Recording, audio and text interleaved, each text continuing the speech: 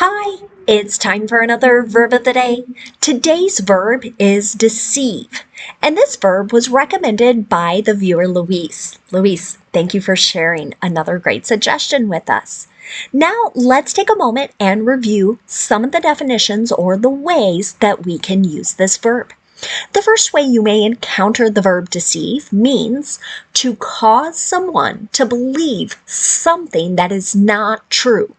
And typically this is done in order to gain some type of advantage, right? You're trying to put yourself, or the person doing this action is trying to put him or herself in a place where they have some sort of benefit or advantage. So with this first definition, we are really talking about an intentional act. Someone is doing something on purpose to try and convince someone else that this particular thing is true. Related to that is the second definition, to give a mistaken impression. So maybe you did not explicitly lie or say something that was untrue, but you didn't correct someone when they shared an assumption that was incorrect, right? That's what that second definition is. So you might be acting in a particular way that leads someone down a wrong path. A third way the verb deceive gets used can mean to fail to admit to oneself that something is true. So with this third definition, you're going to encounter many reflexive pronouns. Myself, yourself, himself, herself, themselves, yourselves, right? Ourselves. So here, right, it's almost the idea of telling yourself a lie. Right? You're trying to believe something is true, even though you know it's not accurate. For now, you should know that deceive is a regular verb. If you want to make the progressive form of this verb, you're going to drop the E on the end because we have a verb that ends in the pattern of vowel consonant E. Then we'll add that ing ending, and that forms deceiving. The past tense and the participle form of our verb can be made by just adding the letter D, since this verb already ends in an E. Now the base verb, deceive, ends in a voiced sound. That letter V there is making a voice sound, and that means our ed ending is just going to make a D sound. And I'm not going to add an extra syllable when I pronounce it. So the past tense and the participle form of our verb should sound like this. Deceived, deceived. Okay. Now there are a couple phrasal verbs that you may encounter. The meanings are not all that different than what we've discussed, but I think it's always good to have some more examples. So the first phrasal verb we'll discuss is to deceive. And generally, you're going to have the name of a person or a pronoun come between that verb and the particle into. So here you are fooling or tricking someone into doing an action. So after that particle into, frequently you're going to encounter the gerund form of another word. So this would be describing a particular activity. So gerund looks like a verb, but functions like a noun in a sentence, and it always ends with ing. So let's take a look at an example sentence. The scam texts about overdue tolls deceived some into giving out their Social Security number. This is something that has been going on for a few weeks in the United States. People, myself included, people have received these text messages saying you have overdue tolls. So this would be like fees for using a particular roadway. Okay. So you have overdue tolls, you need to call this number, use this website, right? There are different things out there, but they're hoping to get people to kind of scare them into sharing personal information. And unfortunately, some people have clicked on these, followed the instructions that were in the text messages, and they were tricked into sharing a special identification number that people working and living here in the United States have. Now, let's try another phrasal verb. That next one is to deceive with. Here, we're using something in order to fool, trick, or cheat someone else. So, an example of this. Are they deceiving others with little white lies? So, here, that idea of a white lie might be something that's small or minor, but maybe the cumulative effect or this idea of multiple are really having this negative impact on fooling, tricking, or cheating someone out of something. So now let's continue using our verb of the day in a couple different verb tenses. Today I thought we would review the simple present and the simple future with a focus on be going to. Let's start with the simple present. We use this verb tense to talk about our habits and routines. We also use it to discuss facts. The simple present is a verb tense where we need to pay attention to our subject. If our subject is I, you, we, or they, we just use the base verb in the affirmative. So no special endings, no suffixes on the end of the verb.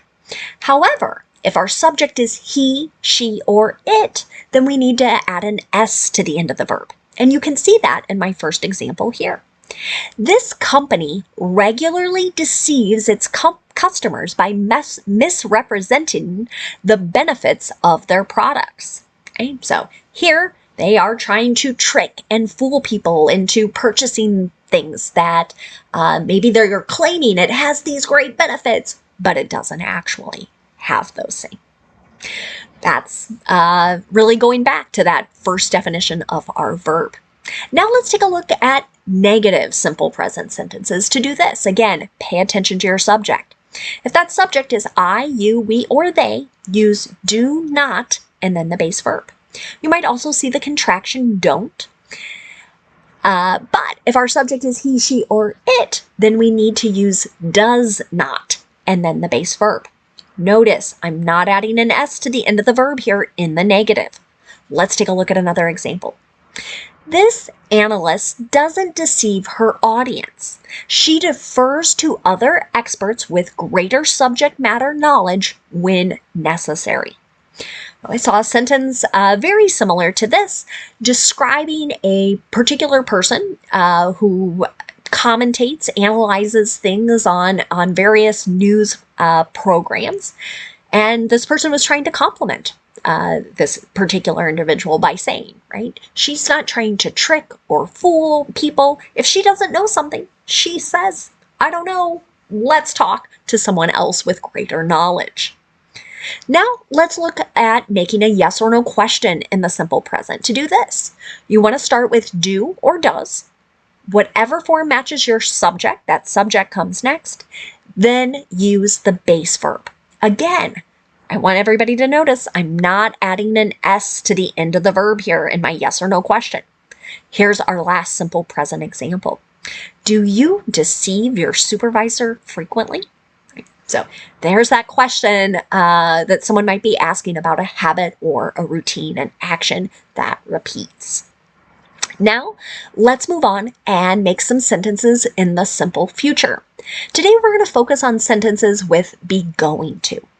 Be going to is most commonly used as people discuss their plans for the future. You may still encounter some examples with promises and predictions, but plans are really the focus here. Now, this is another verb tense, and specifically the be going to form of this is one where we need to pay attention to our subject. We will be using a present form of be to make sentences. So, as a quick review, if our subject is I, our form of be is am. If our subject is you, we, or they, our form of be is are, A-R-E. And then finally, if our subject is he, she, or it, our form of be is, I-S, is. Okay, so our pattern is going to be, right, subject, form of be that matches that subject, then going to, and the base verb. An example of this. Putin is going to deceive Trump because when Putin meets anyone, he thinks about how to deceive them. Again, if you don't enjoy current events and politics, some of my example sentences might not be that fun for you, but this is something I try and follow and read about, and you have probably noticed in the last few weeks, there has been a lot going on here in the United States related to our leadership, their interactions with the president of Ukraine, and the leader of Russia. And as I thought of this verb deceive, I thought that situation certainly applies here. So this particular sentence comes from someone who studies politics and the behavior of Russian leadership. So we might say this seems like a bit of a prediction, but the way this person continued to speak, they felt very confident. And I would say they were expressing this more like this is his plan versus just a prediction. But we shall see. Now let's talk about making negative simple future sentences. Again, we're going to start with a subject, and our subject should match the form of be that comes next. Then use not, going to, and then the base verb. Here's another example. I'm not going to deceive you. Tomorrow's hike is going to be very challenging. Right? So maybe this is some type of leader or coach preparing people. Right? And so this person's trying to say, I'm not going to try and trick you and make you think this is going to be easy, right? And I would hope what comes after this is a little more advice about how to be prepared and how to handle this challenging activity. Now let's look at making a yes or no question in the simple future. To do this, you want to start with the form of be. Whatever form matches your subject, that subject comes next. Then use going to and the base verb. Here's an example of the yes or no question. Is the wording of this ballot measure going to deceive voters? This is something that comes up quite frequently in the United States. Sometimes as we hold elections, we're not just voting for candidates, but we're voting on certain measures, things that might change a law, maybe on a local level. Sometimes we're voting for an adjustment in sales tax or property taxes that will fund our schools or some type of project like that. And sometimes the wording is so long and so complex that it can sort of trick people. They might have the intention of voting one way, but the way the words have been structured confuse them in sort of voting against what they intended. So that is something that comes up frequently. Now let's move on and talk about some words that are related to our verb deceive. The first word we're going to discuss is the noun form of this word. The noun deceit, you can see, shares some similar spelling, but our ending is different. So instead of the VE ending, now we have the letter T. And when you see this noun used, you can think of this as either the action or the practice of deceiving someone, either by concealing, so you're trying to hide something, or maybe you're misrepresenting the truth. So, an example of this. The internet is full of deceit, and we must help people identify disinformation. So, this is a sentence that is unfortunately true. Right? There are lots of examples of hoaxes, just lies being spread. And so many schools are now really focused on trying to teach people how to identify either misinformation or disinformation. Related to this is the adjective deceitful. So you can see I've taken the noun, I've added that suffix ful, which is generally the sign of an adjective. Kind of means full of. So full of deceit, or generally we're describing something that is deceiving or misleading others. An example of this in a sentence. The deceitful leasing company is no longer allowed to do business in 40 U.S. states. Here we have an example probably of an organization that has violated the law repeatedly, and so they are being banned from operating. Another related word is the adverb deceitfully. So we took the adjective, we added that ly suffix. Ly suffix is most commonly used with adverbs, so here we're describing something being done in a dishonest way, or in some way that involves lying, making someone believe that something is true when it isn't actually true. An example of this: the man deceitfully received over $130,000 in disability payments over 6 years. So here, maybe this person filled out some paperwork knowingly in a wrong way that would lead to him receiving this money, or maybe he did something else that was dishonest, and now we're describing how he received the money in a dishonest way. One more word for us today. It's the noun deceiver. Here that er suffix is telling us someone who tricks or misleads others in order to gain that personal advantage. An example of this in a sentence might be: the main character is a manipulative deceiver who is only looking out for himself. So here, maybe this is describing a character in a book, in a TV show, in a movie, some type of art here. And we learn pretty quickly with those words. Here, this is not a great person, someone who's tricking, misleading others, and is only concerned kind of about his own well-being.